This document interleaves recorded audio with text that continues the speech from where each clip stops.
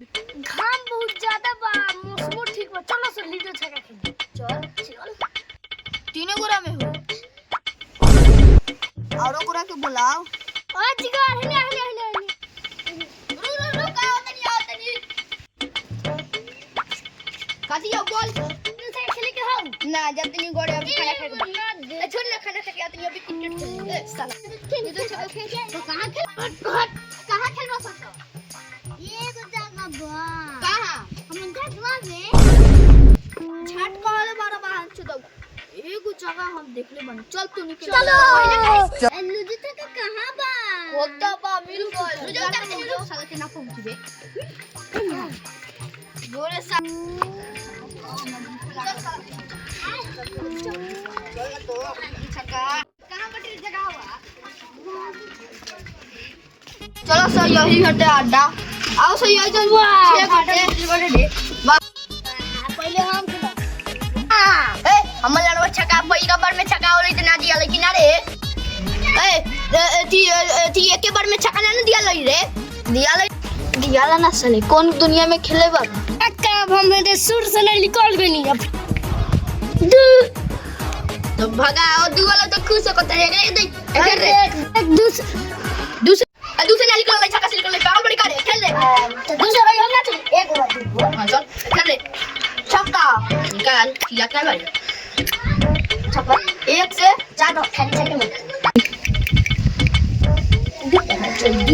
डर रे खेल ओए हम गोटिया गाय बिगाड़ दे ले खेलना तो क्यों खेलेंगे एक से 10 साल एक रखे एक हम लाल को छक्का और हमार छक्का लिया मत ए मार छोड़ दे मार छोड़ दे ये हमरा क्या है मार छोड़ दे मत खेल से मार छोड़ छोड़ दे भैया चल ए ले मार पे हमरा के बोला के ले खाना से छुटबे तो छक्का गाय भैया हम छक्का आने रखो अब कोई को चल भैया अपनी को मार फिट कर दे साला सुन हमरा भूख लागल खावे ले पड़ा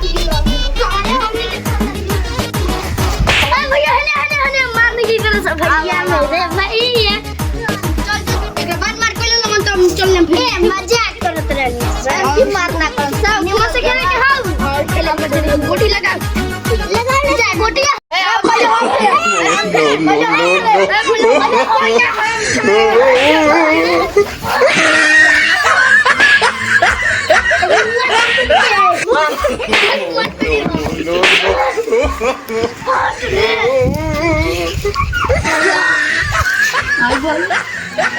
उठ ना रे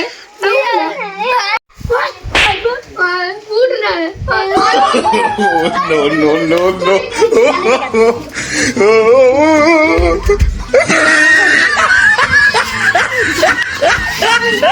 बड़ा साला